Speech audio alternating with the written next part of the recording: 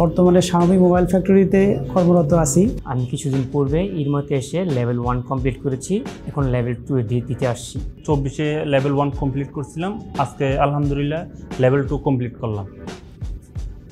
আসসালামু আলাইকুম, আমি মাসুদুল্লাহ জামান বলছি নারায়ণগঞ্জ থেকে। আমার শপের নাম দা মোবাইল।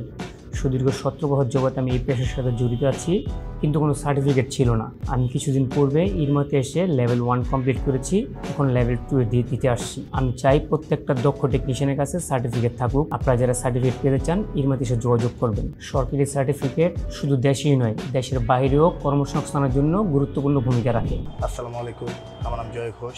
বিগত 5 বছর ধরে আমি এই প্রফেশনের সাথে জড়িত আছি মোবাইল সার্ভিসিংয়ের উপর।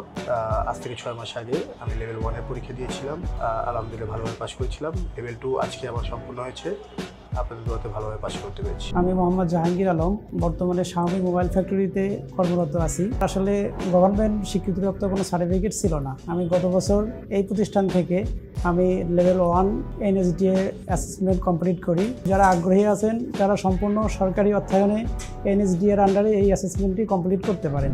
আসসালামু আলাইকুম, আমি প্রদীপ মাহমুদ চিস্তি। আমি দীর্ঘদিন থেকে এই সার্ভিসিং পেশায় আছি, কিন্তু আমাদের কোনো সার্টিফিকেট ছিল না। সার্টিফিকেট ছিল না বিধায় কোনো স্বীকৃতি ছিল না। স্বীকৃতি বাবদ সার্টিফিকেটটা খুবই জরুরি, যেটা আমার দেশেও দেশের বাইরে অনেক কাজে লাগবে। আসসালামু আলাইকুম, আমার নাম মোহাম্মদ শহীদুল ইসলাম।